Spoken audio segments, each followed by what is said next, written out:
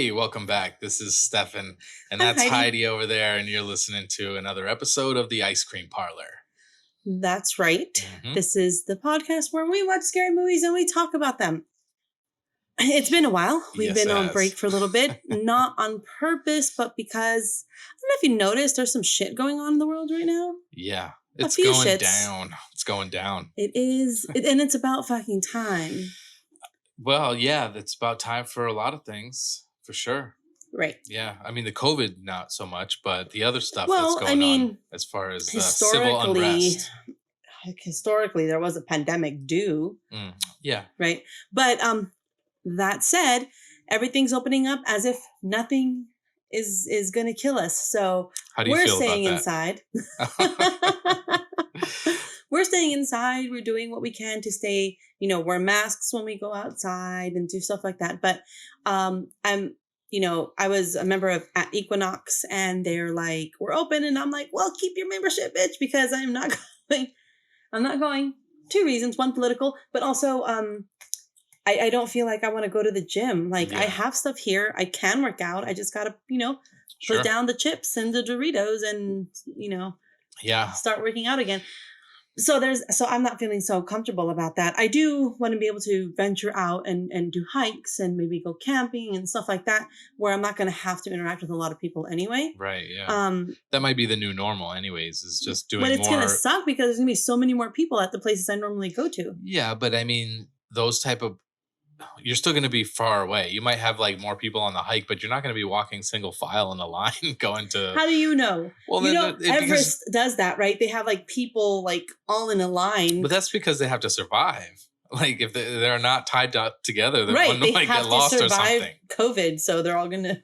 Yeah, but in a hike situation, nobody's gonna want to go if it's single file. If you showed up, you're like, damn, there's that many people here. You're gonna turn around and go somewhere else. I guess so, especially in California. So I guess right. Yeah. What about you? How do you feel about it? I mean, I'm feeling good just to be in a place where I'm at right now, which is safe and healthy. There's a lot of things going on. So let's talk about this. Right? Yeah. What? All right. In 1992, Los Angeles had some riots. Yeah. And it was I was only 10 years old, and it left a huge impression on me, which is why my fridge is always stocked, my pantry is always stocked, and we have earthquake preparedness kits anyway because we're in California. But like I didn't realize how much of an impression it left on me.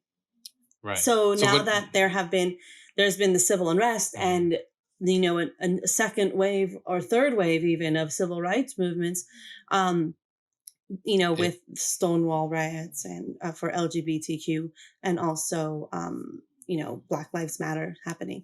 Yeah. But there's been a lot of protesting, and I support everything that people want I support all the messaging that people are trying to get across. It's over fucking due. Absolutely. That said, your store and your music school got looted. Right. Yeah. Actually, I was going to get to that, but I was going to ask you something about the riots that you're talking about in 92 first, because that was such a long time ago. You said you were 10. What do you actually remember from the riots? I remember the National Guard.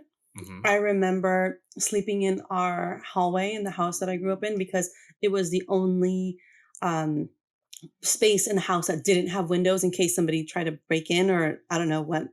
I remember having to choose between either staying at home and possibly being burned in the house in case the house caught fire, or going to work with my parents and waiting in the car until they were done with their workday. Was this like, say, during a summer?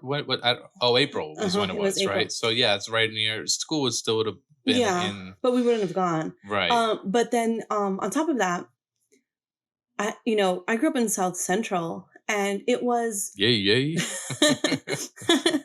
I grew up in South Central, and the riots were mostly within South Central. So there were a lot of buildings in our neighborhood, in our community, that were on fire. So I do remember it looking like it was snowing at times because of the ash falling from nearby fires, which is why I remember having to water down our house every morning and then again in the afternoon, just in case there were any embers coming over onto the property. Like, can you imagine at 10 having to worry about Is my house going to be there when I Right. get home? Yeah, that So that's what I seems remember. crazy. And I remember 32nd Street Market was the market that you could go shopping at because they had National Guards there. It was like a week of rioting. Mhm. But and Reginald Denny, the truck driver that Guy who was got pulled pulled out of from the his truck. and Yeah. hit with the brick, and that actually happened down the street and around the corner from where I grew up. Like, we used to pass it every day. Right. And I remember being the only family. Well, I think there was one other family, but on our block, we were one of the only families that were not Black. So we were also terrified because we were relatively new to the neighborhood too. Right. So it did, now that things are happening now, and definitely after the first day of rioting here in Los Angeles, it left me very scared. Yeah. Yeah. Yeah, that's crazy. Because, anyways, this is my first experience with something like really like heavy duty rioting kind of thing or whatever. And so, yeah, my store, the place that I work at, the Santa Monica Music Center, was one of the places that got looted. Um, we it was on like a Sunday, so we were closed anyways. But you know, I understand that there's definitely a reason for people to make some noise right now and have their voice heard and whatever. It's there's a lot to it that I can say that I agree with. Anyways, unfortunately what our store was one of the places that did get hit, but like I said, everybody is safe and we'll pick up the pieces and move on. We're in a Right. strong Things are community. replaceable. Yeah, so it'll Mhm. it'll get But in back your on its case, it was feet, I really think. scary, right? Because the well, for the owner, she's one of my friends. She had guns pulled on her. Right. Yeah. You Yeah. know, From the story that I've heard, and they were there trying to,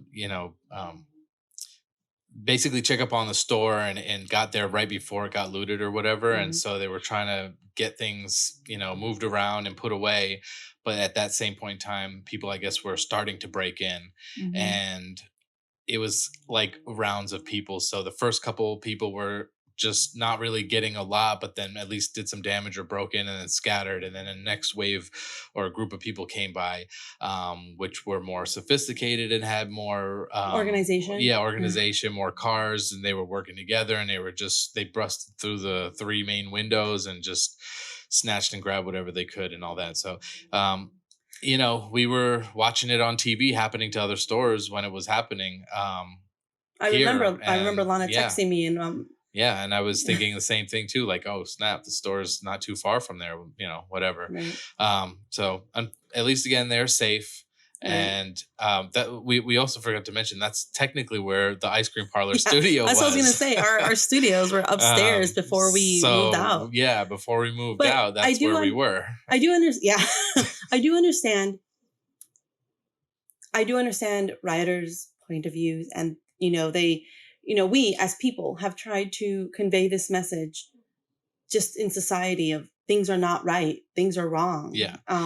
These things need to happen. Why is nobody paying attention? And Sure. we've tried to do it peacefully. Yeah. And Um, that part of it, I actually don't have a problem with, and I agree with. The thing is, the people that hit our store yeah, that's what I and was going to many of the say. other places Hmm. were nothing to Professional do. looters, Right, they were just professional looters, just opportunists. taking Yeah, advantage of the situation. They have nothing to do with the movement and nothing to do with the cause. They have nothing. They're just there to come up and get something that they can get right, because they know that the cops are busy elsewhere and that they're not going to be able to stop everybody. So right. that's the thing, is that there's two parts to this whole story, and there's one part of it that I understand why people would be enraged and want to make a statement, that I can agree with. My Like, music has a lot to do with those type of feelings. right, and um that's what I wanted to mention. Like, you have a lot of music that really is on topic for today's circumstances. So I am actually going to include links to his music. yeah, which is But being mixed in their final stages now and hopefully going to be released right, but soon. Well, that it's was the plan also anyway, pertinent so to yeah. what's happening right It is, now. which is eerie and scary, but I can't say that I didn't see things going this way. That's why I wrote these kind of songs. But people before me also saw this, Right. generations before I that, saw different this. musicians. So, I you saw know, this meme that was like, "Why is Tom Morello? What is it? Why is Tom Morello being so political now?" And yeah. people are like, "What do you think he was raging against?" against the washing machine. And I was like, Yeah. shit doesn't change. Shit does not change. And hopefully now this is all a catalyst to be able to get Well, that's things the big changed. thing is, So yeah, we've always been screaming for change, and a lot of times people don't hear, or little things happen and it's not been enough. So, yeah, don't let you the know, negativity distract us from the work that actually needs to be done. It's going to be a lot of fucking work. yeah. But I think that, change, I've always believed that change is going to happen. That's why I write the music I write. That's why I believe in the things I believe in. So, Right. maybe we'll see it in my lifetime, which would be great. Yeah. No, it would be great, especially in my children's lifetime. Like it felt so good as a parent to sit my children down, specifically my son. He's a bit younger and he has certain needs. And so sitting him down and trying to explain to him what was happening and try to say it in a way that wasn't scaring him. And, just really explaining basic, very broad strokes, right? Yeah. And he got so upset and he got this like passion of like activism, and he was like, what did Martin Luther King fight for? And he was just so upset. And I was like, oh my God, this is Yeah. perfect. This is what I want. I want children who are, full of passion, full of integrity, and have a very solid moral compass. Like that's what you strive for as a parent. Sure. So in seeing that, it like brought tears to my eyes because I'm like, my job's done. Can I get a puppy now? Yeah. So it felt really good. In fact, it just solidifies that I may not be a typical kind of parent. I do things a little bit differently, as you can imagine, but it made me feel like I wasn't exactly letting them down, because sometimes I do feel like, they don't have a dad, they don't have a huge house to grow up in, they don't real talk, like they don't even have like bikes and stuff. So a lot of the times I do feel like I fail them in those aspects, but being able to see their response to what's happening now in such a positive light makes me feel a little bit better. That's good. That's good. All right, enough with the pussy stuff. Let's talk about some horror and some gore and some. So actually, I just turned off the Boulet Brothers Dragula, and it's a series for those of you who don't know. It's drag queens, but it's the reason I started watching is because it's a Dragula, right? And that's like, well, it's the Munsters, but also it's Rob Zombie. And so I was like, what the hell is this? And it's really just like a drag competition. But it's so good. Well, I beg to differ. I'm not really watching it, but unfortunately, while I'm setting up over here, I have to all these things in the background. I should. No, bitch. Yeah, I meant to say things people are saying. I don't mean to call. I'm just to clarify. I'm not saying that they're things. I'm saying that the things they say. But it's actually really cool. It's a drag competition, but it's like based on horror, drag. I say to each his own, and filth. But it's just so cool, and so I'm like watching it, and I just can't get enough. I've already watched the entire series, but I'm watching. It's a little over the top, but that's what drag is. It's over the top. It's like a lot of arm wrestling. It's no, what is it? It's put your hat on backwards and just. I'm gonna win now because I wrapped my hand around. Stupid Stallone. That was a good movie. I think I actually have it. Yeah, you do. I've seen it over there a couple times. Oh shit! What was I saying? Oh. Drag is a beautiful form of expression in that you can be your true and genuine self in the most exaggerated way possible. You know what I mean? If that's who you are. I've never felt like that, and I feel like I'm my own self in my own skin this way. So that's okay too. Yeah, I'm not saying one is better than the other. I'm just saying it's fun. Yeah, that's cool. I mean, like I said, to each his own in that aspect. So By the way, today's podcast is brought to you by on my end. Margaritas. What the fuck is that, bitch? What do you got over there? I have a mug. Oh, that's your new little. Show them what the mug looks like. I don't know how. Just hold it up to the camera. Let's see if we can focus. It's got end of the world monsters, and I love these. These are from Calamityware, but they're so cute because they look like, traditional China patterns. Like I used to have a set of dishes like this that my mother gave me. Yeah, I think I did too.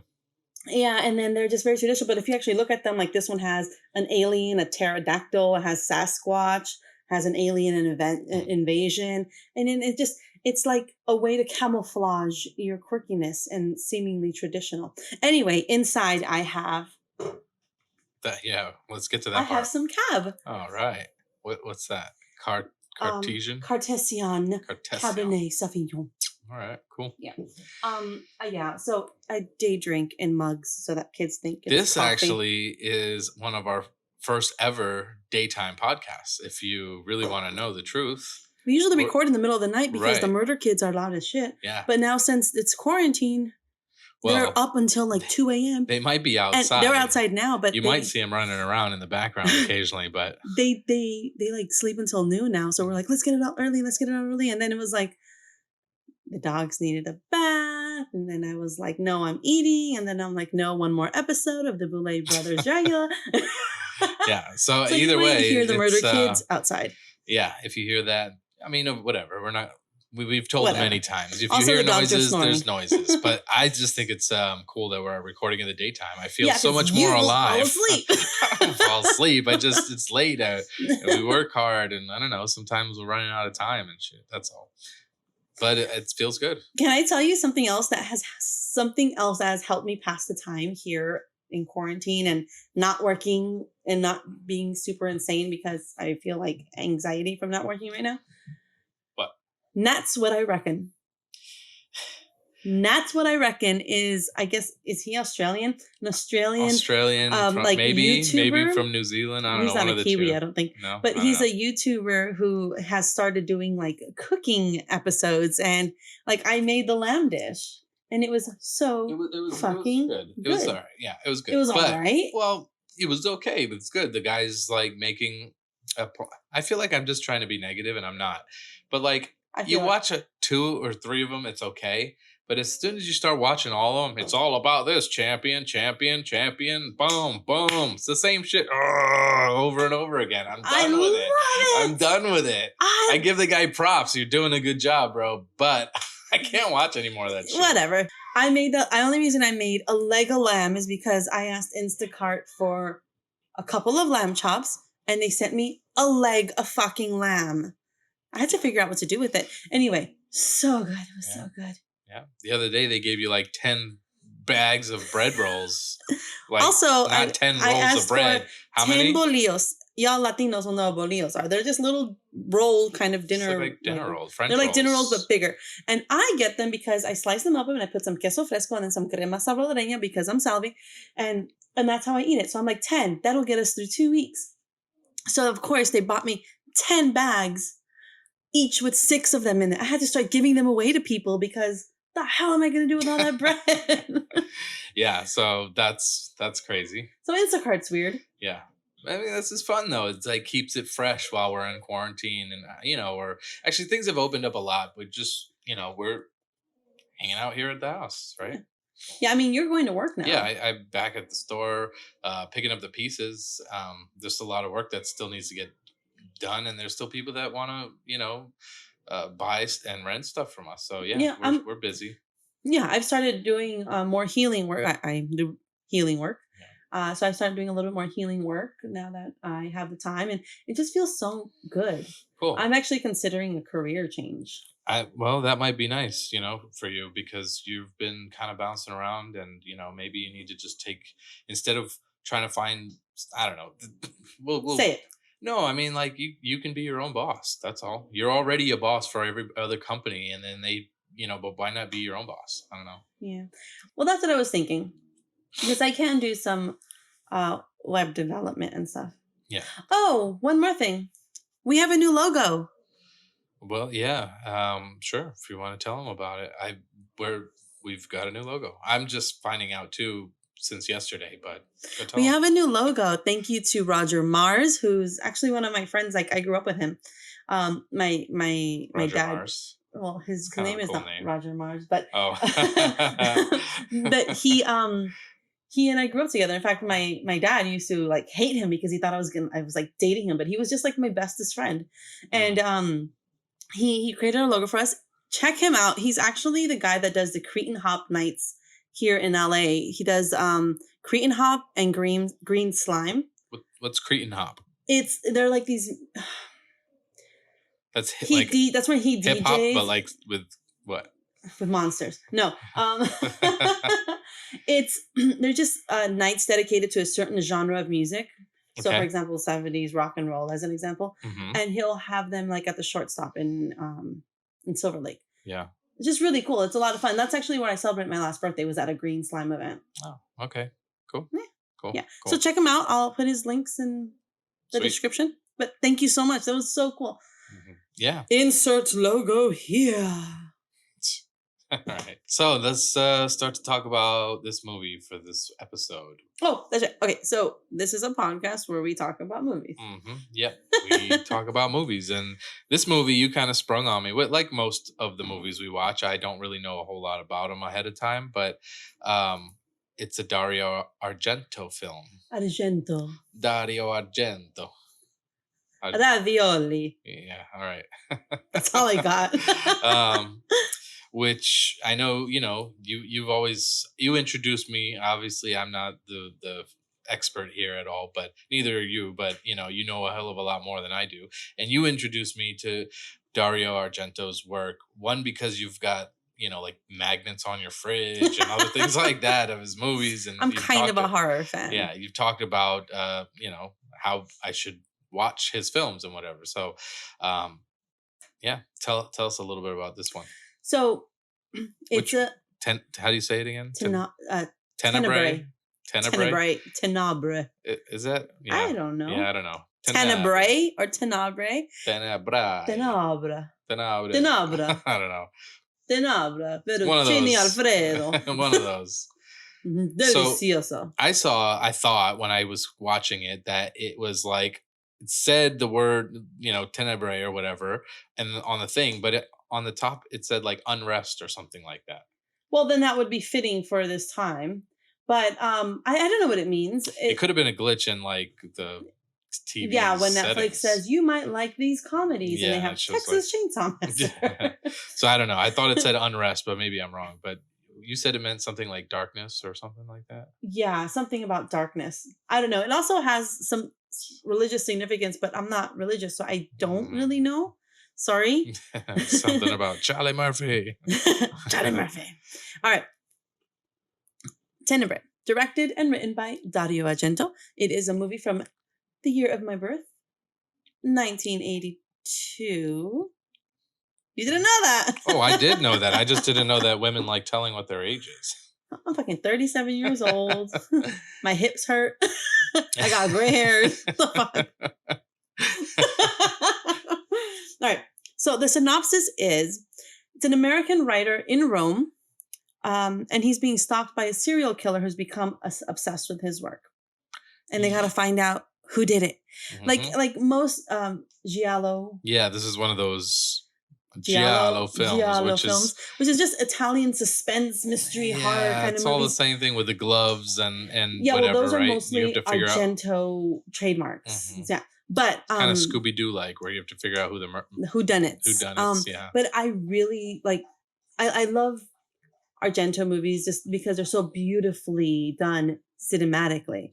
I'm not a film major, so I can't give you all of the details, information about the camera works, but there's it's a very distinct kind of directing and filming that Argento does, that you watch it and like Inferno, right? You knew that was his, right? Suspiria, when you finally saw it, you knew that was his. Sure. So it is masterfully done. I fucking dig the crap out of it. Now, this movie came out in 1982 after he did the Suspiria movie and he did Inferno. And now that was supposed to be a trilogy kind of movies, that was supposed to be 3 different movies, more based in the supernatural versus the this one was like giallo, based in right. And like so real life. Yeah. Basically. Well, so because Inferno was not well received, he's like, I'll just go back to the giallo where I'm like the best at, because he was the best at.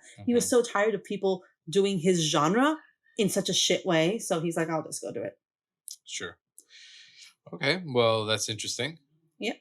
So we watched the version. Well, I don't know if there's another version of it, but we watched the English dubbed It's version, English dubbed, yeah. and there were Which, no subtitles, so it was very I can't hear that well, so yeah, it I was. thought the sound was a little bit funky too. I had to turn it up in some parts and turn it down in Mhm. others, and I tried to get subtitles on, and no luck. And because it was dubbed, you couldn't do any lip reading.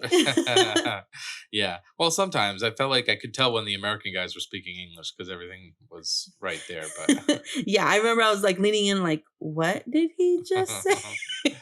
but yeah, so I don't know how you want to go through this one. If you want to start talking about like this is how it starts and goes through whatever. I have a lot of questions Okay. because to me, I didn't know if I figured it all out, and I still have questions because of the dubbing and all that. I'm still not sure if Okay. I really even understand what was We'll happening at the try to end. get you through this. I'm just Okay. going to give little bits and pieces though.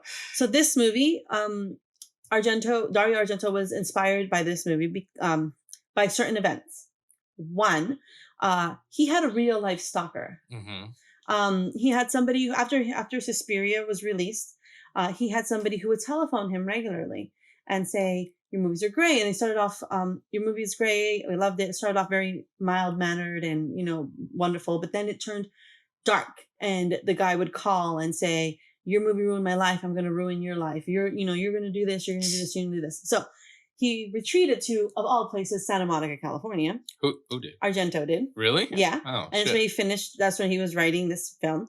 And the guy just kept coming. Like, finally he had to go back to, home.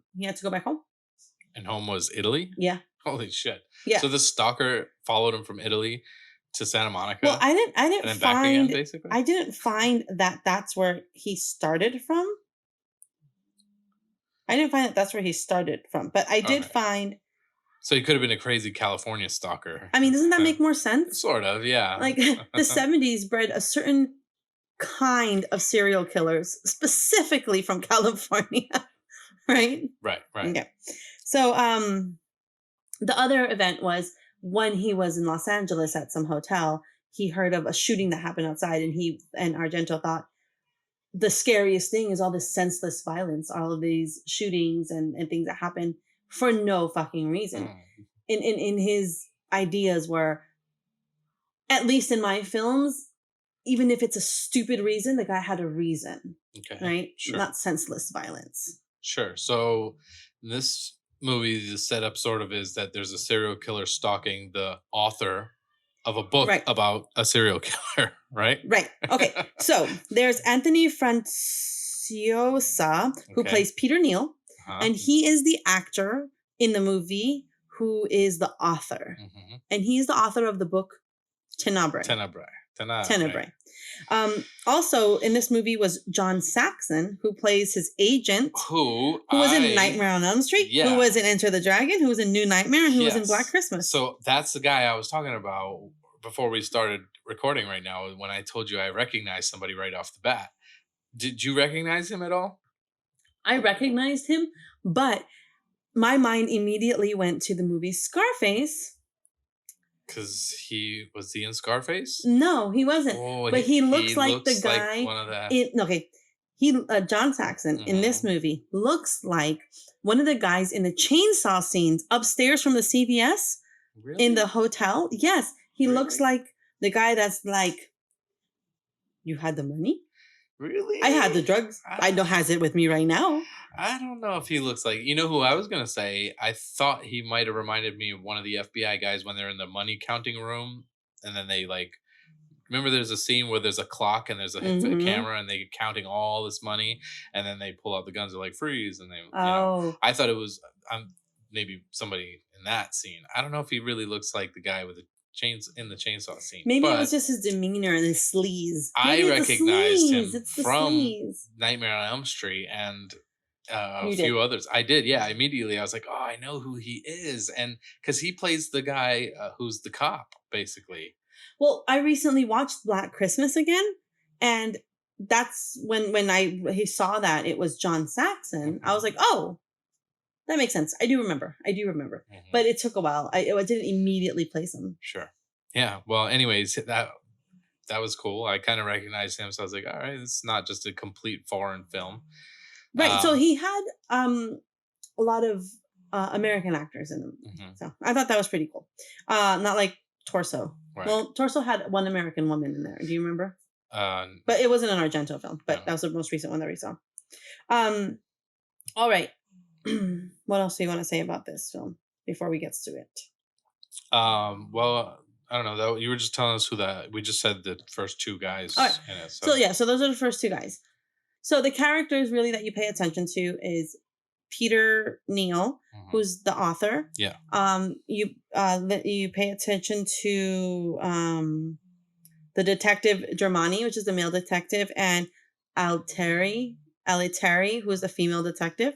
You pay attention to Anne, who's Peter's assistant, and you pay attention to Gianni, who's his agent's assistant. Mm-hmm. I was paying attention to a few other people in this movie. Right, we'll get there. You mean all the naked women? Yeah. I tried to watch it. Okay, so I tried to watch Torso the other day in the living room when the kids were awake, and I turned it on, and it's an orgy, and I'm like, yeah, I better watch this later. Okay, let me start like this. We get an introduction to Peter. And he's he's in New doing York, yeah, and he's doing publicity in Rome. All right, but he's doing some crazy shit, in my opinion. Before all that, he's riding his fucking bike like to the airport in a like a tracksuit, being followed by his driver or something who has the luggage and change and all that. I'm like, what the fuck? This guy's so like, what is he? He's like training for Rocky or something to like. Fight. I'm sorry. Have you met rich people? They're fucking weird. Yeah, but to go, I mean, I guess maybe in the late 70s, 80s, that might have been a thing to do. Obviously, that's not really cool, and you wouldn't be doing that now. But ever. I'm like, I'm going to get on a flight and go somewhere. Let's go ahead and get my workout in first. I'll just ride my bike all the way to the airport. Because at first I was like, what the fuck? He's riding his bike. Then he gets there. And he gets out and he like puts the bike against the car. And I was like, oh, that's fucked up. Why would you leave your bike against somebody else's car? And then I realized he had a driver who was following him to the airport. Well, crazy shit. He goes into the airport to shower, like cleans himself up. Then goes directly like, oh, I'm going to use the airport shower or what. I don't know. Like, it doesn't show him taking a shower. No, he had to change a bird clothes. Bath. Yeah. Yeah. But and I know that's when you just watch The Importance. Yeah. So he doesn't have any problem with that. He does all that, gets out, goes to his flight. Here's the weird thing though. He gets called, like he gets a phone call at the airport and he has to go take it at the information booth. Yeah, that was strange. And then he's like, oh, well, let me take the phone call over there. Let me leave my bag in front of this random woman. Because back in those days, leaving your bag was a cool thing to do at the airport. I thought it was an assholey thing to do. I mean, because he like looks at the woman and then drops his bag there. It just doesn't seem right. In any situation where you're in a public place with lots of people, why would you leave any of your belongings anywhere away from you? Like, it doesn't make sense. But let's keep going, because that's not the part of the movie I didn't understand. So he takes this call and it's from it's a call on the bat phone. And the bat phone. It's like a red in the in the information booth at the airport, and it's his fiancee Judy who is upset with him, and he's like, "We'll just talk when I see you." And how did she know that he was going to be there? At that time? Hold on. Okay, hold on. I'm getting there. Right, and then he goes back, but the woman that he dropped his bag in front of, looking suspicious, like suddenly is gone, and his bag is actually around the corner. We see the woman leave around the corner, knock on a phone booth, and take off. Yeah. And then the woman that comes out of the phone booth, that's Judy. And Judy is that's his fiance. His fiance. Like, yeah. So she called him to distract him so that they could what they end up doing is they vandalize his bag. They cut up all his clothes that are in there and break his watch and all kind. Break the watch that he's taking to Anne, because it's Judy, right? I think so. She is jealous, like super fucking jealous. So, right. So I'm so confused now with the movie. Actually, thinking how are you back confused? Because who's the fuck? I still don't know who the killer is. Are you serious? Yeah, but did you watch this movie? I did watch before or after Boardwalk Empire. I know I watched it before, but I'm saying like I know what's happening in the end, and I don't understand how it gets to that point. Can I just ask you the? No, let's just Well, no, move no, no. along. Okay. Move along. Ask me the questions. We don't have to Well, dissect the movie. he's not. He's the killer, but not the killer, right? He kills the killer and then becomes the killer. All right. So why don't we just go through the movie? I mean, at the very end, they got to kill him because he's the one who killed somebody. But he wasn't the one who was killing all the other people, was he? He couldn't have been.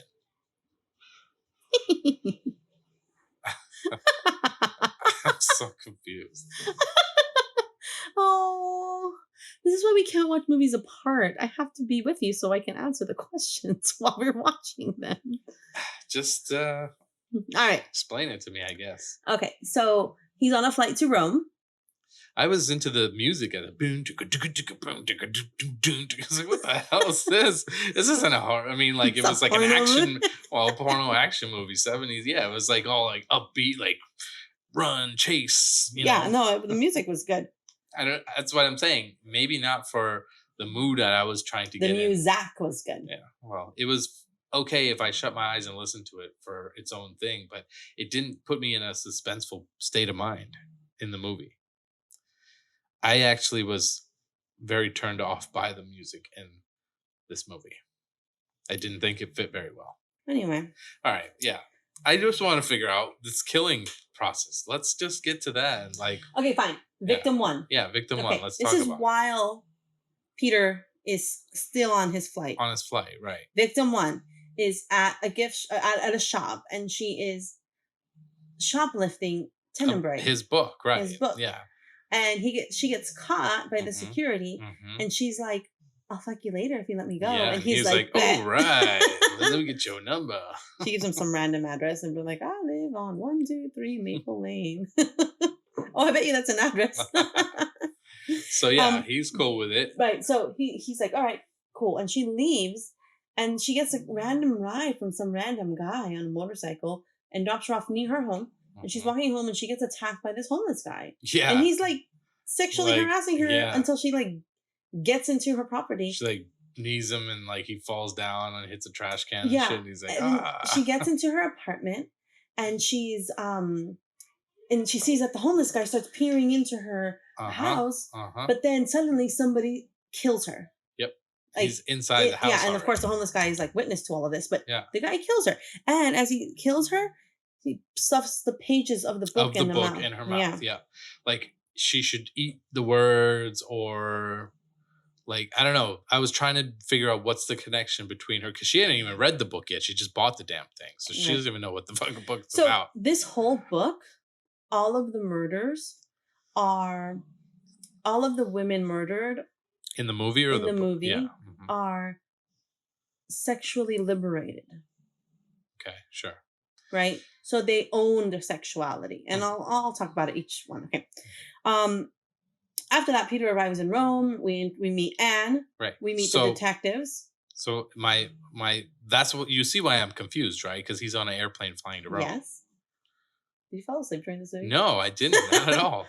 There's a big reveal as to who the killer is. Well, maybe I was having a hard time because the volume was so low and it was hard to understand dialogue. But the killer was the other skinny guy, movie. Right? Just before we get all the way through it, he's the skinny guy, right? Yes. Okay. They're all skinny. All right, let's keep going. Yeah, fucking skinny people. Yeah, right. Italians in the 70s with their bell-bottom pants on and shit. They're bum huggers. Yeah. All right, so we meet Detective Germani and Altieri. We meet Anne and we meet Gianni. And the police have gone there to ask him questions. He obviously didn't do it because he was on an airplane. But they asked him. So that's the other thing too. The murder took place in Rome. Mm-hmm. He was in New York flying to Rome. Okay. Yeah, at the house where he was supposed to be staying at or something like that, right? The apartment or something. No, that was that girl's apartment. Oh. That was her own apartment. So why is it connected to him? Just because of the book? The book. His book pages were shoved in. That's why he's. Oh yeah. So that's why he says you wouldn't. Went to question him. Right. And that's when he finds out that he got a note, like a fucking BTK letter and shit. And it's like cut out letters from a magazine and just really just threatening him, right? Yeah. And that's why he does say to the cop, like, you wouldn't go if arrest the Smith and Wesson company for Right. guns that killed. Yeah. Right. Which is, Though I'm excited about our vacation where we're going to go see the Winchester house. Anyway, this is where we start with the, like, we start seeing glimpses into the mind of the killer, and he's like tormenting himself and hitting himself and just tortured. This silhouetted scene you're talking about, right? Yeah. So we know that the killer has having some inner like they show two pills or something like that, maybe medication, maybe. Yeah. You know, things and like then that. they go to this dream sequence. This flashback. Right. Yeah. This flashback. And this flashback is spliced throughout the movie, but I'm just going to do the entire flashback, right? So the flashback is a young woman flirting with four dudes. And I'm talking about she walks away and she like puts her tits out. And then the guys are like, oh, yep, I'm coming. Me too. Me too. You know what's so funny is two guys. First of all, they're shirtless. I thought they were women. They were wearing pants. And they do that scene where she's off in the distance taking her top off, and the one guy comes and puts his arm around the other guy like, yeah, bro, we're gonna get some. And it's sort of cool, but it's also sort of gay, and it's also sort of just like weird. And then all of a sudden she calls him on, and yeah, so one runs over first and she's like embracing his leg. And then the next one comes over and she's like does they're another. all crotch shots. I don't even remember any right. of the faces, you don't see any faces, just like from the waist down. And then the third one comes over and she's sort of doing a thing where she's kind of like, I've got all three. And then the fourth guy comes over and she goes, No, the fifth guy comes over. No, I think there's only three and that's the fourth. Yeah. Maybe. Yeah. So then she looks at him and she gives him a thumbs down. Nope. And he's like, what, bitch? And then you're gonna fuck all three of them and not me? Yeah. He slaps her and then they all chase him. The guys chase him and they pin him down. Yep. And the woman comes up and she's wearing these red heels. Yep. And she like makes him like, she like forces oral sex on him with the heel. Right, but before that, she gets in like this angle. I don't know if you realize she was kicking him in the nuts. They were like holding his legs apart. Yeah. And the camera angle was like that way. So you just see him going bam, bam, bam in the nuts a few times. And then she takes the heel and like shoves it in his mouth and makes him like, gag on the heel. Yeah. And is that the end of the dream sequence there? For that specific one, yeah. But later on, we find out that something else to it. Yeah, right. something else to it. Okay. So that's the first victim. Right. So we have to assume that the killer, because it's a revenge thing, is the fourth guy who got the thumbs down, right? Right. That's what we're assuming. Yeah. Now, we still don't know why there's a connection to this author who wrote a book, right? Right. Okay. Whoa, did you hear that? Did you guys hear that? I think if it wouldn't be a gunshot, it'd either be like a fucking cannon or a firework. It's definitely fireworks. We live by the ocean. Not that close to the ocean. A tank or something like that. So then we find out that, so then the second and third victim. All right, let's talk about them. There's Tildy and Marion. And they're lesbian lovers. However, Marion is bisexual. And they're at a restaurant and they're having dinner together. And Marion finds this guy that she really likes. And so she takes her tit out at the restaurant. Let's not leave out. Playing arcade game, which like this again is very late 70s, but like think about it. This a grown man is like probably 30s or something. He's like, I'm gonna go play the arcade machine at the bar or something, wherever the fuck he's at. Hey, look behind you. Look right, yeah, I get it, I know, but that's not how I picked up chicks. I did that when I was like, 12, 13, 14, whatever. When it came to picking up chicks, I was not at the arcade spot. Oh, that's interesting. I pick up chicks with toys. But yeah, it was a very interesting scene because again, she's like letting her tit pop out. Like, well, that's like again, sexually liberated women. Sure. I mean, can we get a little bit more of that today then? Jesus Christ. I think you're surrounded by sexually liberated No, I don't women. see women going and popping their tits out to get a dude at the bar. That's definitely not happening. No, that's not true. There's way too much sexual assaults for that, I think, currently. There would probably be less sexual assaults if more women were just popping their tits out and being okay with it. Stefan Sayed 2020. I'm just saying, like, a pent up sexual energy causes people to have No, you know outbursts. what causes all of this stuff is shame associated with Sure, right. sexuality. This girl was saying, it's okay if everybody in this room sees my tit. I want that guy and I'm going to show it to him. So there's nothing wrong with that. Okay, but somebody saw something wrong in it because somebody else has the shame. And so these women get followed home, right? And they get slaughtered. Okay, well, that's what's about to happen, right? So Yeah. let's talk So about it. Marion leaves with Duty McDudington. Yeah, And playing then Pac-Man or and whatever he's says playing. to her girlfriend, come home in an hour. Yeah, So she kisses her on the lips and yeah, everything. Tildy leaves, and they're obviously lesbians, and so because when Marion sees that she's come home, she's like, oh, you're not gonna ask me how it was? Well, he was such a good fuck, so much better than you, and that pisses off Tildy. Like, no shit. She takes like a giant like glass vase or something and tosses it at her and shit. What a dysfunctional relationship. Yeah, but but the house that they had, that was like enormous. So it had reminded definitely had an me. Argento like camera panning everywhere, dizzying It you. almost Kind of. reminded me of like the original House on Haunted Hill house, kind of like that from Oh, the outside. It was very well, the house on Haunted Hill has very like Mayan. sure, and this one had something maybe not as Mayan, but it had some sort of like a shape and like a large exterior to it and everything. It was a large house, And it had like some sort of block design to it that right. kind of gave it. So Tildy gets killed downstairs, Mhm. and then Marion hears something, and then she comes downstairs, and then she gets killed. Yeah. So that's the three murders. Again, the girl upstairs when they're arguing is just standing there with her tit out. It's just her like MO, I it's guess. like her favorite tit. Yeah, she's like, check it out. I'm cool It's with this it. one. Yeah. The other one must be fucked up. She's got like more than a third nipple on it. She's got some like hair growing out of it or something. It doesn't go away. She's like, you can look at this one all day, just not this one.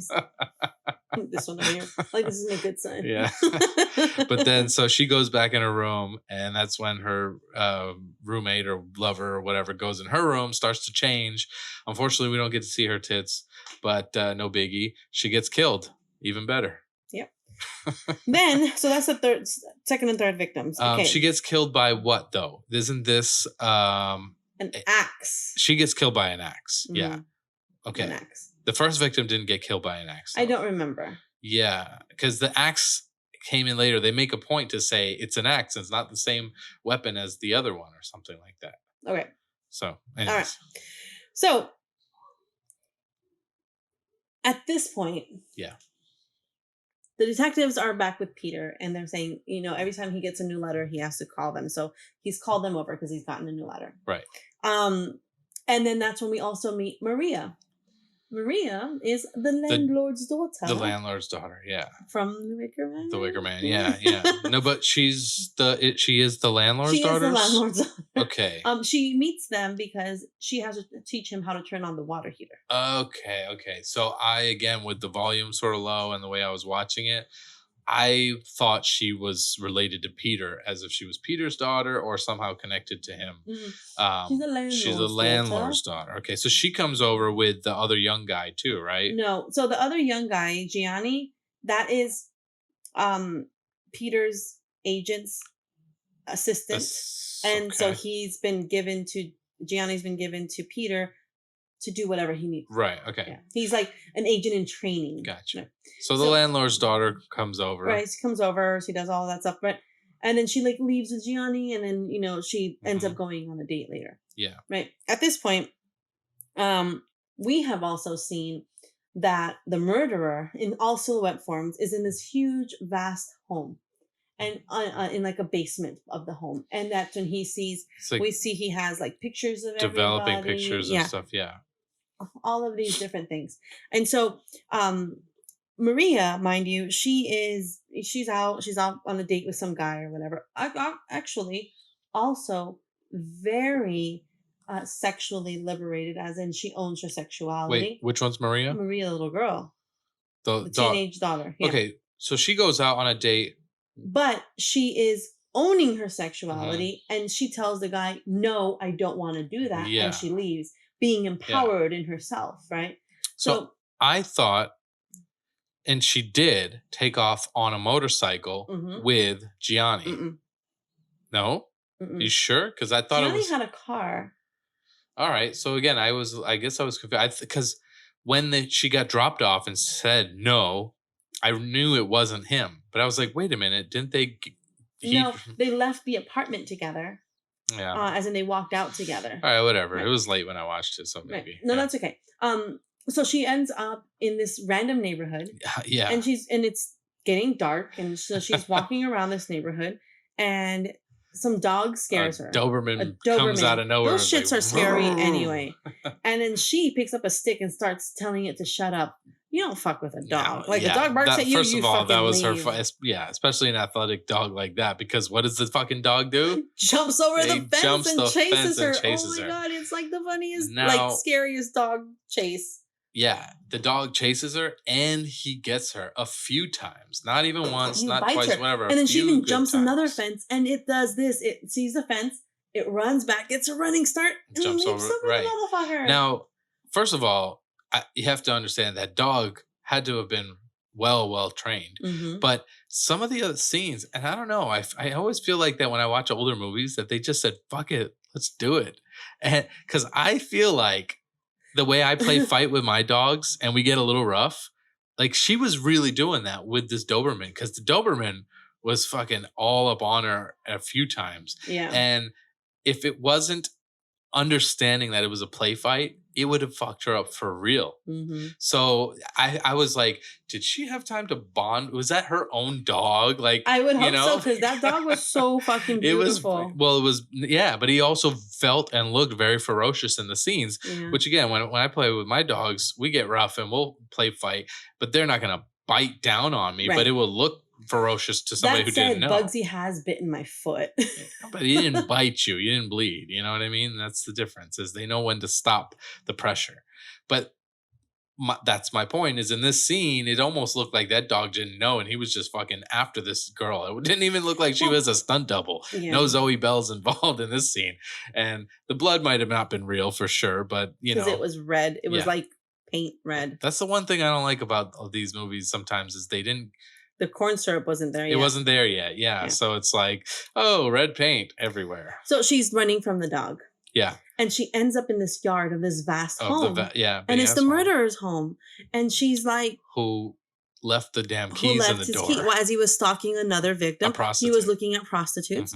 As he was looking at prostitutes, he we see that he had forgotten his keys. When she's hiding from this dog, the dog attacks her, but she feels up and there's a key, and so she goes into this basement, and that's where she sees all. And she's smart too, like aside from the dog stuff, she's smart too. She sees all of this stuff. There's pictures of the victims, there's documentation. She gets in and she starts putting it in her pockets, and she's like, fuck this, I'm out of here. And she goes up into the house. The dog comes into the fucking downstairs part where she's at. The dog tries to get back in. It's like it's terrorizing. He is on it. That dog is not letting go. And so she's like, I can't go out this way because the dog's there. I have to go out through the house. And she goes out through the house, up to the house, and she sees a phone and she's calling. And that's when a shadowy figure is behind her, and she gets killed the fuck up. She gets killed. She runs and gets killed the fuck up in the street. She's running through the field, and there's she's dropping the pictures. She's throwing the papers back, like, here, I didn't see anything, kind of thing. And then he ultimately kills her. Yeah. Now, here's a question I have again, like the connection of all the killings. He's about to go kill a prostitute. Yeah, but she got picked up by somebody else, so he, in defeat, probably just went home. That's not what I'm saying, though. If the first girl who died was because she was buying his book or whatever, and it's connected to Peter. Maybe she was just a loose woman that he saw. So that's what my question is this killer motivated to just kill women because he doesn't like that one woman from the flashback, and that somehow the author of this book just gets looped into this guy's crazy world? Well, we're almost there. Was he intentionally trying to get after Peter? That's what I'm confused about, because the prostitute doesn't seem to have anything to do with the book or Peter or anything. So Maria was a fourth victim. Yes. Okay. So she's dead. She gets found the next she's day by dead. the gardener who's mowing the lawn and comes across her body. Right. So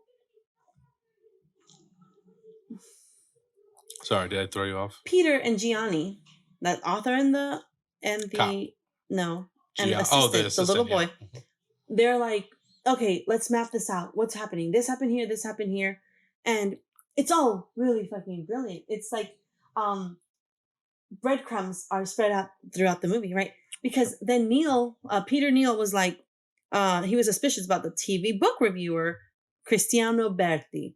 And he is one of the guys that he briefly in the movie, he went and had an interview with He had him. an interview, right. And he was very interested in his book. And he was, not only that, he saw him in the press junket before, like when he, after Peter had landed, and he stood out to him as a creepy guy.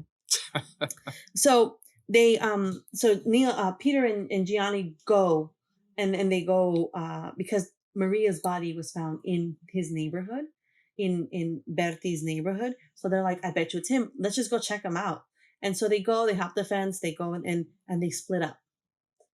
And this whole time I thought that okay, in this movie, that's when I knew who the killer was.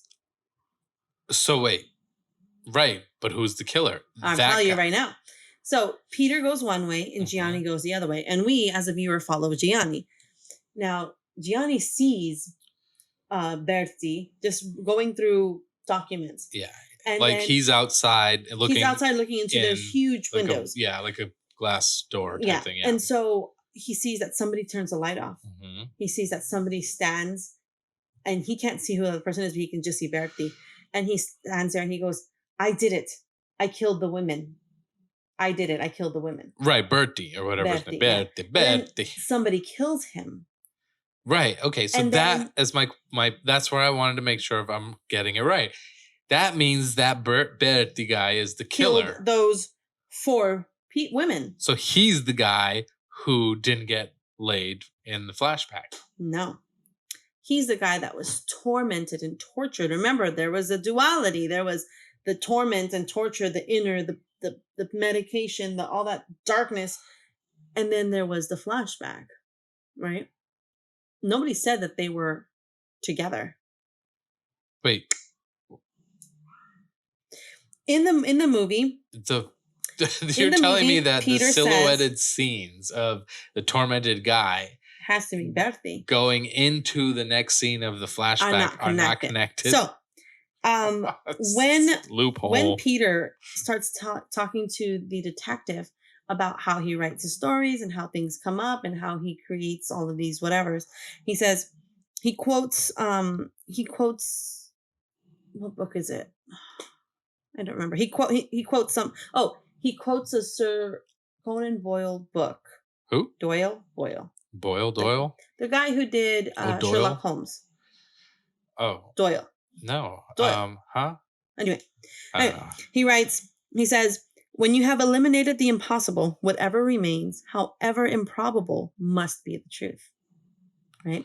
That's actually how, you know how you always tell me I figured out the movies in the first couple of minutes? That's why I actually follow that same thing. Yeah. If you ever watch a movie with Heidi, you're about to get spoiler. Well, she's going to figure it out before you do. And then she's going to tell you that she figured it out. She may not spoil it for you right away, but she's going to tell you, I figured it out. And then she's going to be like, I knew it. It's because you have to eliminate all of the possible and all the. But with that being said, this movie, because while she was watching it the first time, I was actually working on some music stuff, and it took me a while. This is when I realized. Yeah, I knew it took that me half the movie. Yeah. This one I was like, oh, this one got me. It got me. Okay, Gianni murdered those women because Berti. No, sorry, you're right. Sorry, Berti murdered those women because they represented the evil that was in Tenebrae, his book. Okay. He didn't like the book. He's like the psycho stalker critic who says all of the evils are represented in your book And are in real life. in real Here, life. let me show you. And then I'll eliminate them for him. Yeah. Okay, so Yeah. now, okay. Yeah. So Yeah. now Gianni But watching he's murdered. Birdie, Bertie is murdered. right? Birdie, Gianni sees him and he's like, fuck this, I'm out. And he goes and he finds Peter lying on the floor. Somebody hit his head with a rock. He picks him up and they skedaddle. The next day, Anne has spent the night with Peter, only to wake up and find him missing. Where did he go? He went to his agents. Right. Went to his agent to tell him, hey, fuck this, I'm leaving Rome. His agent tries to talk him into staying. And he's like, nothing, no amount of money is worth my life. Right. I'm going to Paris. And once Peter leaves the office, Judy, his fiancée, comes out of the bathroom in his private office. Yeah. They've been having an affair. Right. So that's the big twist of it all. And this whole time, Anne has been telling Peter that it must be Judy because they can't get a hold of her. They call her at home. She's not there. And Anne keeps thinking that she sees Judy everywhere. And so this is where you see Judy is fucking there. She's there. Yep.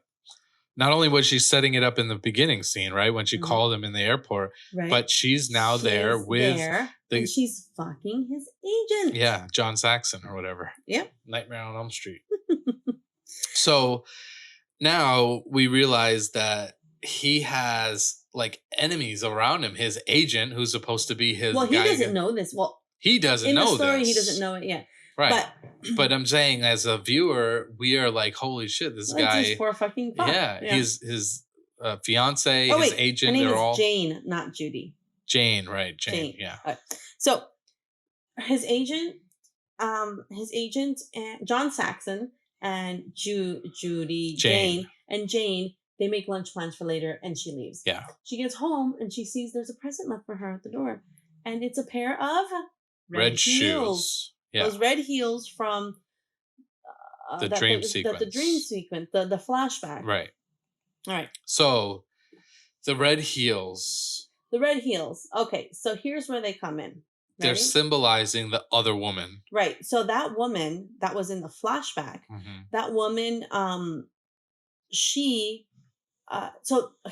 person, we have the POV of the murderer. He is in bushes and he sees this woman, the one from the beach, that, is wearing the heels. He sees her at like some gathering or party. Sure. He approaches her. Yeah. She kind of like shrugs him off and he stabs her and steals those red shoes. Right. Yeah. I remember that part. So Jane now has those red shoes and we know that somebody's going to get fucked up. Sure. Which also has to imply that the killer is still alive. Yeah. Right? Right. Yeah, okay. So the fifth victim, Bulmer, the agent, he is waiting in the plaza for Jane. Yeah. So they can have their lunch date. And, he sees like there's fighting in the background. He's distracted, whatever. Yeah, that's right. Yeah, but he was just kind of like very observant around. And there's like some couple, like a guy screaming at a woman.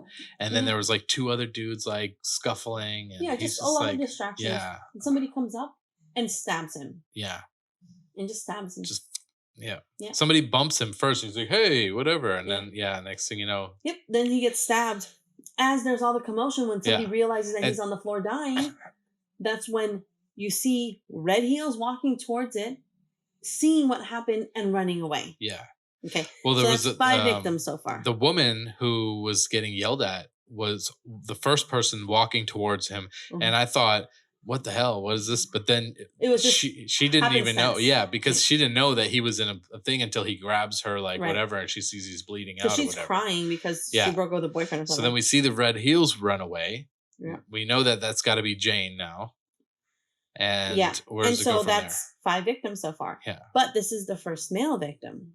Right. Yeah, absolutely. This is different. Right. Absolutely. Yeah. Every other time it's been a woman because he's a sexually liberated woman. Sure. Who shows the ills of society. Yeah. Okay. Now, Gianni, traumatized from having seen Bertie murdered in front of him, keeps getting these flashbacks, and then he's like thinking about it, and he's like, he only admitted to murdering these two women. Two women. Right. He didn't admit to murdering the lesbians. And now the lesbians, which we skipped over, they, the Tilde, the one that was one of the reporters that Peter has a relationship with already, like a familiar relationship with, because she interviews him when he comes to Rome regarding his books. Right? So they have a pre-existing, in fact, Peter's familiar with her mother even. So this is where you think, shit, he only admitted to two. The woman from when the shoplifter, right? Because it couldn't have been anybody else. It was him. And then Maria, who stumbled upon his stuff. Yeah. Well, so that's two deaths. But okay, right. But we know Tilde and Marion were also murdered, but I'll get to that. Yeah. So that's why I'm okay. Let's go. Okay. So he's like, oh shit, so who is it? And he goes to that's when he's at the house again, trying to trigger his memory. He realizes that it's two women. He runs back to his car. He had left his keys in the ignition. And he goes back to try to make a quick getaway, and he gets garroted. Yeah. He gets, it was also reminding me of the way Michael Myers kills Annie in the car, except I think he gets her right through the throat with something. Doesn't he stab her? I think so. It's not a strangulation. Right. But this one, I don't remember. I think either way. The point of it is I thought Halloween. But man, the scene where Gianni died, he gave it his all. He was like veins popping out. Oh, I'm gonna turn and look at the camera. One last shot. 16 minutes, not 15. Right. But yeah, that was a good scene. Yeah, I kind of knew that was gonna happen, especially when you leave your keys in the car like that. But, whatever. Anyways, yeah. So then, he's dead. So he's dead. Two men. Peter leaves Anne at his apartment to clean up while he heads to Paris. Peter's gone, right? Yeah. Anne is cleaning up, and she gets a frantic phone call from Jane. I know I shouldn't be here, but I'm here. Help me. And so Anne is like, okay, here I come. Right? Jane is at her house. Freak the fuck out. She's in the kitchen waiting, and she's sitting at the table, wall behind her, gun ready at the door. Oh, right, yeah. Right? And it's a very suspenseful, intense moment. You feel so anxious. And you know what? Jane actually looks like Emma Stone. Really? Yeah. Wait, who's Emma Stone? The redhead from Zombieland? Yeah. Okay. Yeah. Does she? Yeah, she does. Okay. So she's sitting there at the table with the gun pointed, ready, just, I'm going to protect myself. Then suddenly, through the window next to her, boom, like axe. Fucking, it comes to the window, and it's the killer. Yeah. And he chops off her forearm. Oh, right, yeah. This is where the whole arm gets... Yep. This is a great scene. It sprays all over the walls, and she falls to the floor, and then she gets more axe. Yeah. She gets axed some more. Yeah, more. And this is the scene that is said to be Tarantino's favorite on-screen death, because of the painting the wall in blood scene. Like, really? This is the scene that's one of his favorites. Cool. I liked how they did it. It's a good scene. It is that red that you don't like, but it's still a good scene. But it's good, yeah.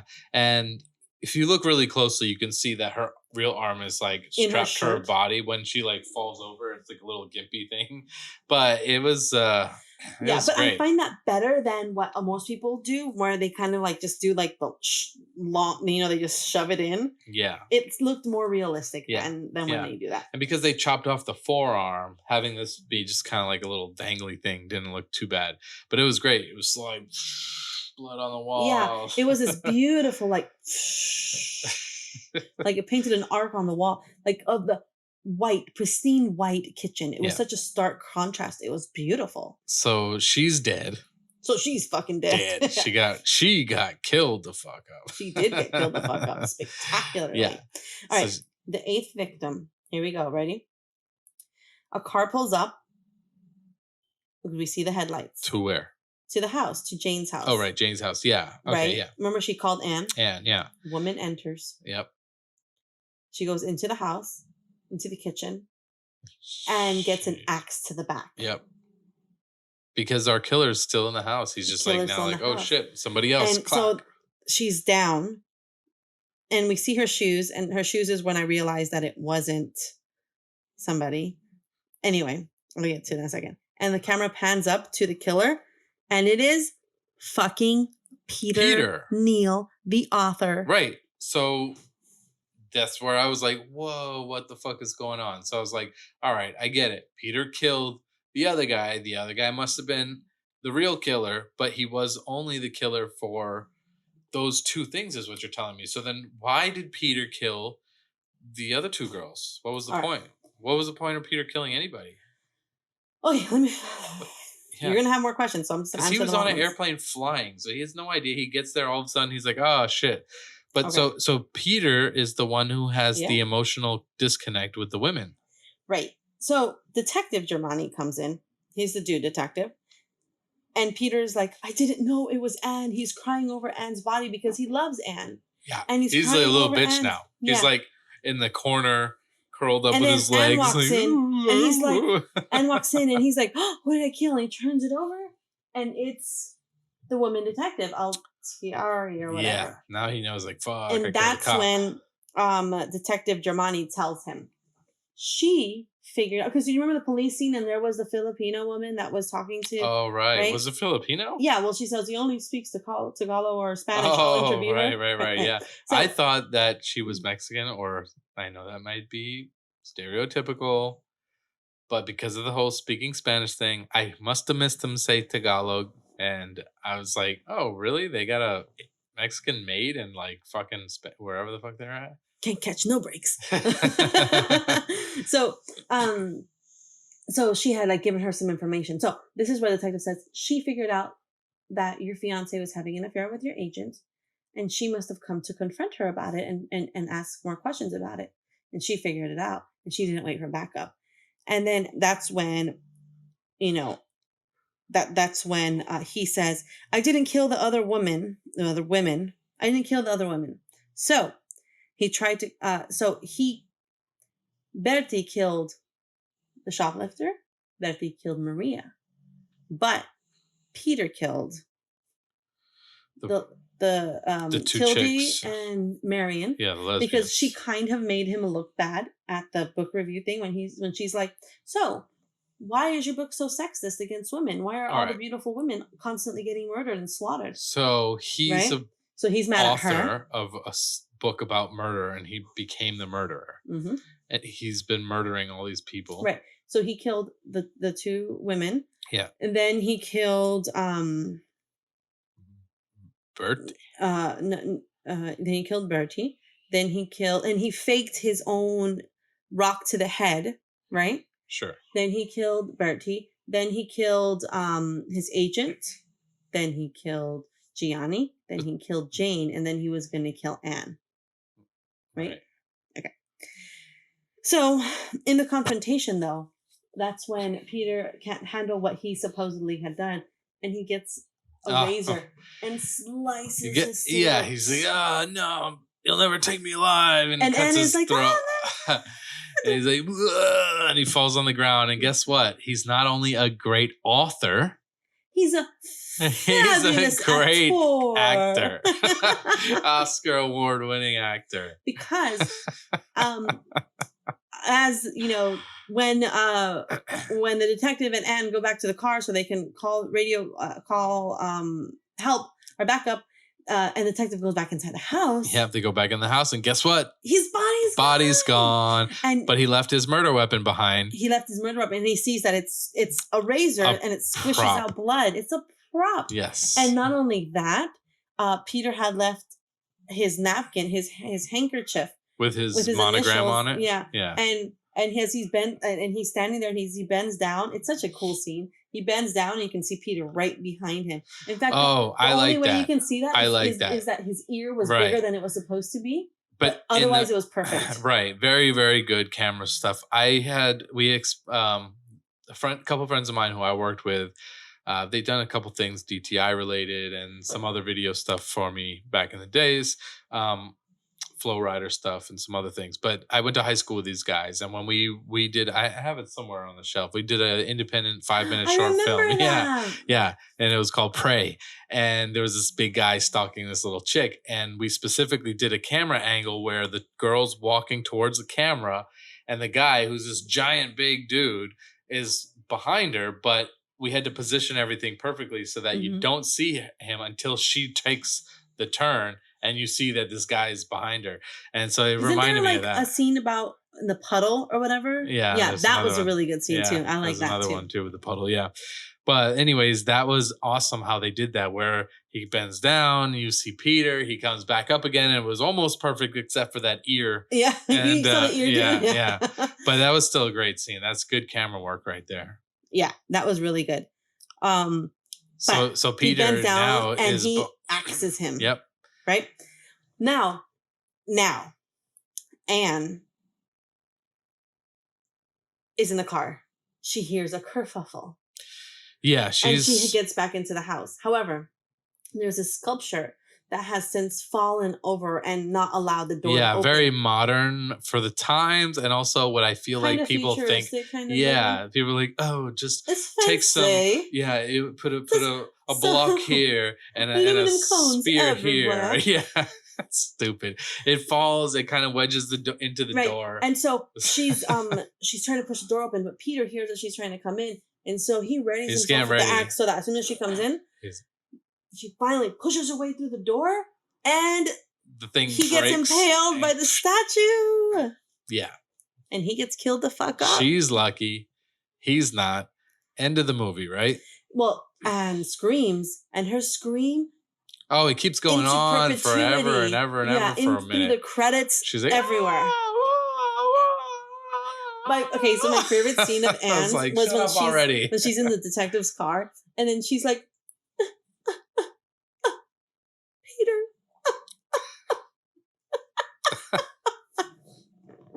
That was my favorite part of her. So then, yeah, credits roll, and that's the end of the movie. Yeah. So I got it, but I was confused, and we didn't, we wanted to save it for the podcast, but I was basically under the impression that it's everything that happened. What am I trying to say? I got it. I just wasn't 100% sure. So I second guessed myself. And because I watched it at night with the volume kind of low, I wasn't sure if I missed something. But overall, it was a good movie. Again, the music and the some of the parts were Distracting. Yeah, I mean it was fun to me, but it also took me not in a very suspenseful place where to me this is a murder mystery. It's like, okay, who's the killer? Like Scooby-Doo. So I'm not like jump scare, ooh, I can't go to sleep at night, I'm gonna get killed kind of thing. But it's more like, all right, let's figure this out. Who's the murderer? And that's when it was like, it's not him. And then they wanted to do a M. Night Shyamalan twist and make it Peter. Who? Like, at that point in time, I was like, all right, well, so let's put all the pieces back together, because I like to find the loopholes and see if their plot really made sense.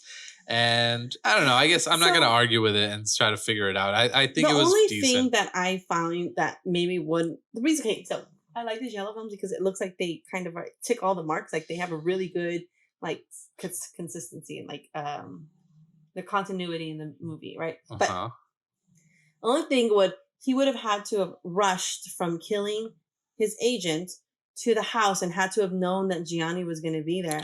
Like that was only right. one that There's was so kind of many like, had to have knowns in some ways, yeah. though. It's like, I don't know. It's like, but the fact that somebody did kill a woman with Tenebrae shoved in the mouth and left a note, that allowed that allowed Peter, who was the one who killed that woman in the red shoes, it allowed him to be able to commit his acts of violence. So again, in summary, we're now saying Peter is the guy who is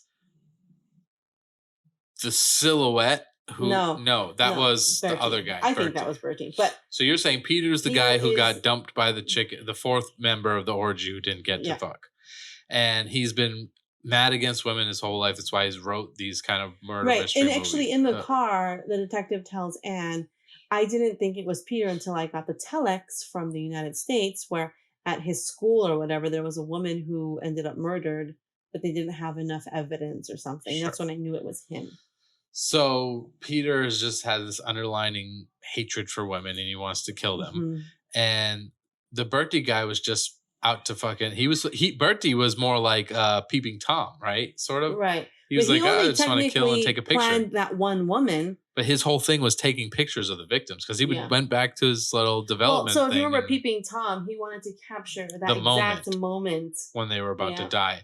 This right, maybe wasn't exactly the same, but he was similar in the fact that he would take pictures of his victims and go develop them for Right. his own pleasure later Right, or gross. whatever. Just everywhere. I don't know. But So but interesting movie. What do you want to say in summary? I think this movie is amazing. It definitely is something that you need to watch. It still stands.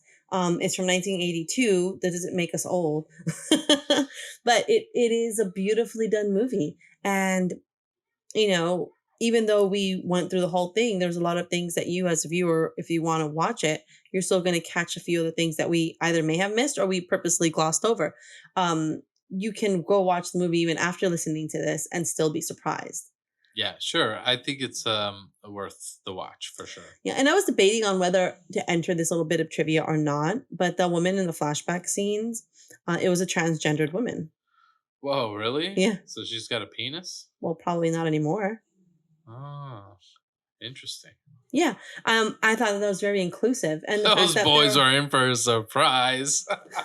He's lucky he wasn't in the thing then, because unless he wanted it. I mean, he like, didn't really, know. it Those looked other like boys didn't know either. When that guy put his shoulder on that guy, and he's like, "Dude, we're Maybe- becoming men today," or maybe they were didn't all realize all of a sudden she was going to become a man on them. no, like she could have transitioned already. I Oh, mean, yeah. she already had breasts. Like she had her breasts out. Wait, the actual actress you're saying was Yeah. transgender? Yeah, Yeah, I thought she had a little bit of a jib. a jib. Yeah, like something about her face didn't feel She beautiful. was to me. beautiful though. No, I didn't think so. Something about her face and some sort of the structure. I thought she was a naked woman on screen showing me her tits. And if that's really what she was at the time, great. Well, But I also felt yeah. like she looked Thank you for saying it that structurally way, by the way. If off-center. that's what she was at the time, then great. But yeah, no, she was a very handsome woman. I just saying I noticed something about her face. It seemed Anyway, a little off. I didn't say it so that to make fun of her. I just thought that that was very Oh, inclusive that- because they also included lesbians in the right, in and the that's movie, very and I thought that was great too. That's very what's the- Progressive. progressive for the time. Yeah. Yes. Who was talking fact- doing lesbian movies in '82? In the '80s at all? I don't know. I don't remember. Yeah. But I do like it's nice to be able to find these pieces of inclusion everywhere. Like we started watching House lately because you want me to not ruin episodes for you. I don't know if I'm going to put that out there. We'll just pick the show that we can watch together. You just don't like it when I guess, and I No, can't guess just- all the medical stuff. But I don't know. but I have guessed quite a few of them. Anyway, I guess the dominatrix one. Anyway, that show was super progressive for its time as well. Sure. Yeah. So I only stand by a few TV shows, one of which is The Sopranos, but television shows to me are, I just hate when they write with the commercial breaks in mind and yeah, cut scene. Oh, I run up and everything's solved. Fuck that bullshit. Breaking Bad. I don't know. It's not as up high on the pedestal as it should be. But I know that's a lot of people out there are going to disagree with me. I didn't watch Breaking Bad. I mean, I know I own it, but that's only because I think Wait, you own Breaking Bad? I own Breaking Bad, but it's not mine. It's he who shall not be named. And I don't want to get into that. I didn't really enjoy that. I watched it from beginning to end. I gave it 100% a full shot. Watched every episode all the way to the finale. All I'm saying is that the way it was, I don't know, perceived by the masses, maybe I'm just a little bit different than the masses, but I did not think that it was as great as Did it was. The Sopranos was great. Right. Well, Although but Breaking Bad also was on FX. It's television local cable station, which means they could write with commercials in mind, and that always kills it because you can resolve a situation with a simple commercial break and not have to explain the details. In Breaking Bad's case, the opening scene, they show him in his underwear pointing a gun at the camera. You think it's going to be so fucking intense. And at the end of that fucking episode, it's a fire truck that just drives by and is going to put out a fire that he created, yet he's the only guy in that vicinity in his underwear with a gun pointed at the fucking fire truck, and nobody seems to bat an eye that this guy might be involved. And they just fly right by him, put out the fire, and then he goes on his merry way. And I just, it's all commercial breaks that they wrote around, and I don't like that shit. Too easily unexplained. Whatever. I don't want to get into why I don't like Breaking Bad. You already did. All right. Well, there it is right there. Breaking Bad is not worth the watch. Okay? Bunch of TV shows that everybody says are not worth the watch either. I love The Office. And I don't know what other shows. I watch like procedurals, like crime dramas that just because they're fun. But I don't really watch a lot of TV shows, I don't think. I think I had my heart broken with Lost and Heroes. And then after that, I was like, well, I'm done with you guys. Yeah, Lost was another one too where I have felt a lot of letdown. I don't know if I just didn't understand a lot of things, but there was so much setup. It's like Game of Thrones too. There was so much setup for not enough fucking I did get sucked into Game of Thrones and then purposely did not watch the final season. Yeah, it's just I don't know. Also, The Walking Dead, I got up to like season 3 and then it started getting stupid. You have to. I understand the reason why they write suspenseful stuff, so that way it intrigues the viewer to want to continue and watch more and stay tuned for the next episode. But you just want it to make sense throughout. Well, no, but you have to have enough of a it has to finally release and be good enough. And it's not all the time. They fall short is what I'm saying. So they build up some big thing for like 3, 4, 5, 6 episodes or a whole season. And then you get to the finale and it's like, it just was, it lost its air. It wasn't as dramatic or as suspenseful as they planned it out to be. And you're like, oh, really? So that's how I see it. It makes for good banter when you're in a cubicle and you work in an office and you have nothing else better to do than talk about the episode last night.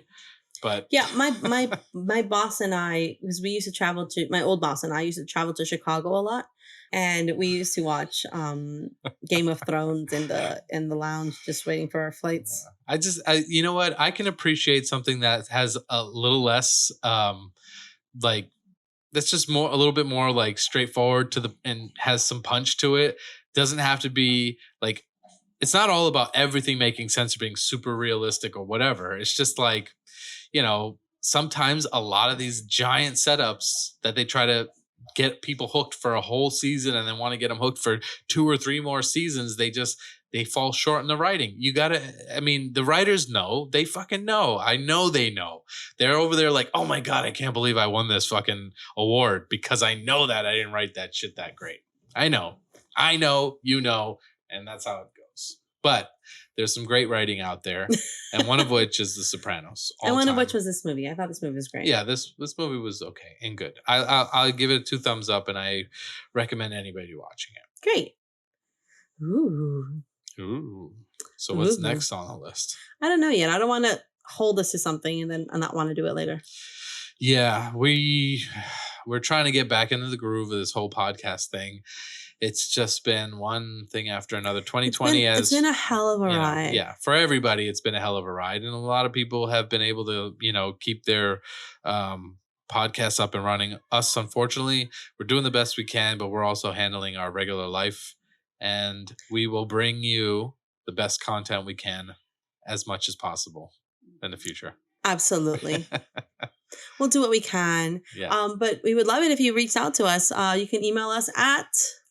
all of our information will be in the show notes down below, wherever. I think it's icecreamparlor.podcast@gmail.com. Yeah, this is Or you can check out our site at icecreampodcast.com, where you can find links and contact us and do whatever you need to do. We would love to hear from you guys. yeah. What movies are we missing? Did we miss the mark on this movie? This is available audio only, which is how we started, but we just started some YouTube videos. So check those out. But let us know what we missed. Let us know what you liked. Let us know if there's a better wine I should be drinking. Right. I just finished my margarita, so I'm ready for another one. I think this was a good episode. What do you think? Now that it's all loosey goosey. Yeah, I'm all loosey goosey now, right? Let's keep talking now. I'm just kidding. Right, that was it. I think that was a good little run, and stay tuned for the next one. Yeah, we will see you soon. Thanks for coming. Mm-hmm. Peace out, Girl Scouts. Okay, bye.